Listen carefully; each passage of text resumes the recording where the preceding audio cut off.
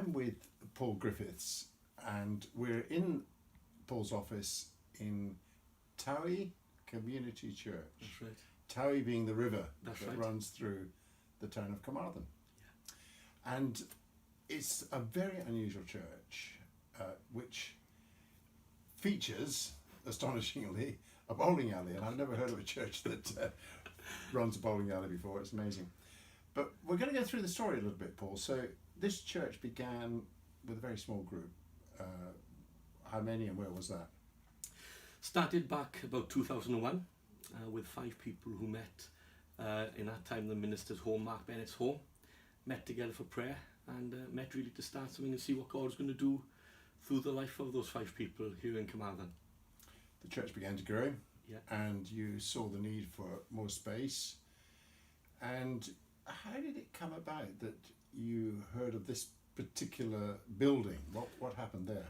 Well, the church was meeting in school, which is just down the road from this building, and every day Mark would pass here, and just felt prompted one day to find out if this building was available. So he approached the local authority to see whether or not we could have a lease or purchase this building to be used as a church. And it used to be? It was a cheese packing factory, so St Ivor used to own it, so it was a big warehouse that used to store cheese in this locality. I'll leave out any comment on yes. cheese and the like. But what was the idea? I mean, why a bowling alley, for goodness sake? That's a bit unusual. It is unusual, and it mainly came from having conversations with the local authority. We found out that they had earmarked the building for development for a bowling alley, but back in 2008, 2009, people weren't developing and money for development had dried up. So the developer pulled out.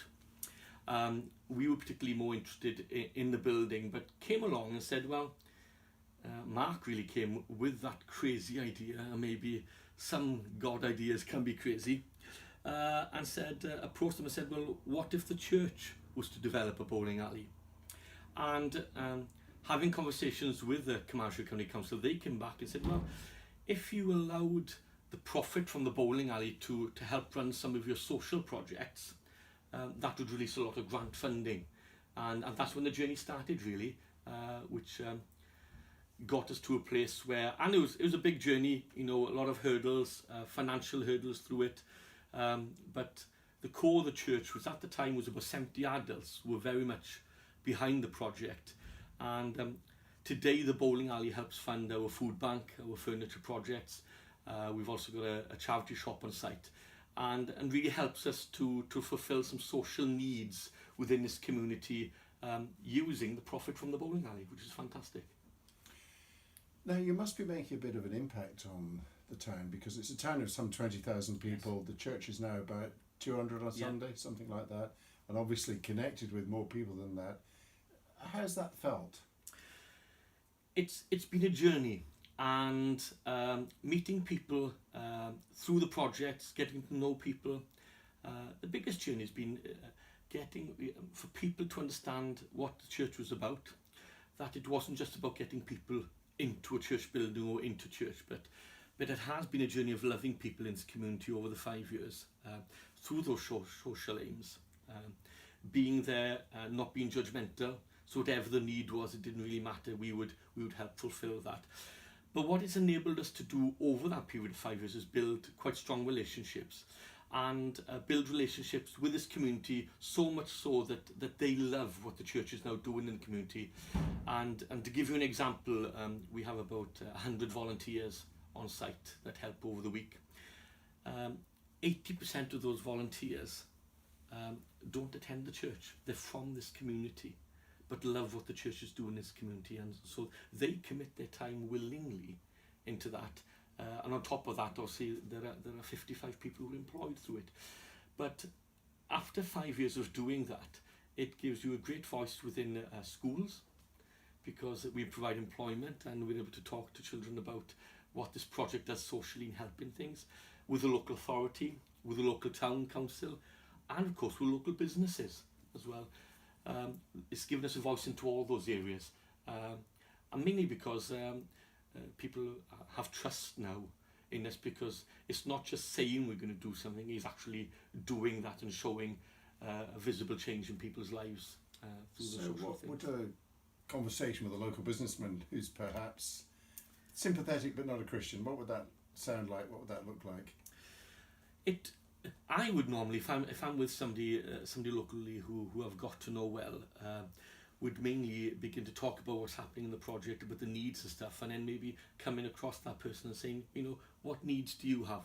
What challenges are you going through as a business? And then taking that next step, and maybe that next step would be, as a church, we'd love the privilege to be able to pray maybe for some of the needs you have in your business. And so far, majority I've talked to, but they've got to know you. Okay, so they know where you're coming from. They know what your heart is for the community. Majority I've talked to they say, would you? You'd really pray? I said, yes, we would.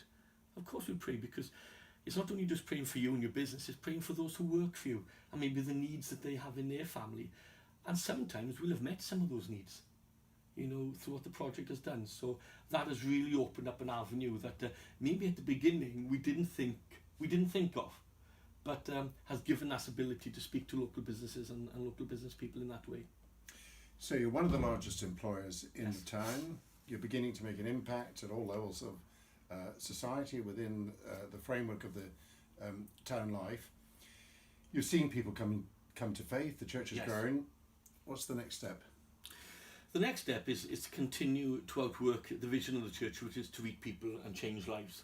And we outwork that not just through the spiritual emphasis of the church, but through the social emphasis and through a secular emphasis through people's lives. So at present, when people are employed in the bowling alley, some of them come in here with degrees. Okay, and the first conversation I'll have with somebody else, or the managers will have, will say, if you're still here in 18 months' time, you're not doing the best out of your degree. We think you can do better. So we will sit down, try and inspire, raise confidence, maybe give them some skills of dealing with people. And there's nothing better for us to see those people move on to better jobs.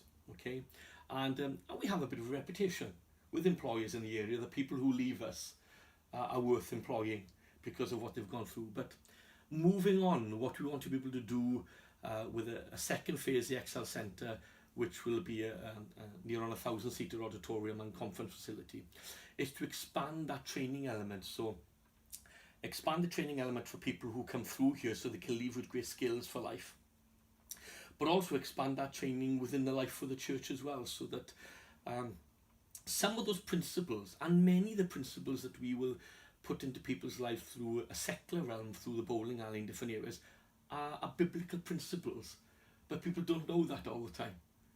Principles of fair play, principles of something turning the other cheek, principles of, is that argument really worth winning, and in those different areas, just building those areas of training, so that not only just through the life of the church, through the life of what the church does in the community, people are inspired to do better things and see their lives change. So it is outworking that, reaching people and changing lives.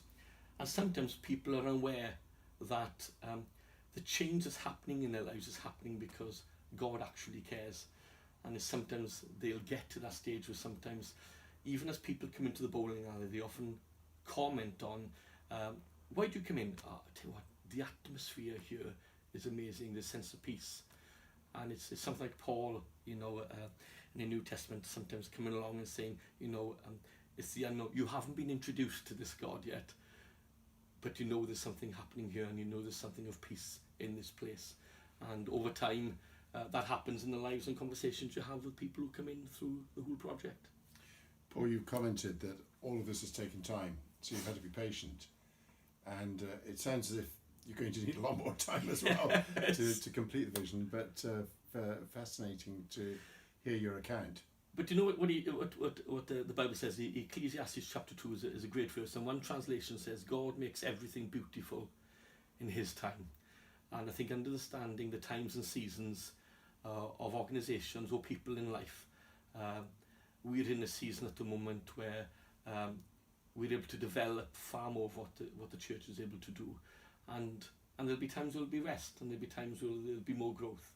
But understanding those seasons and times really helps us to see what God wants to do through this community and through the life of the church.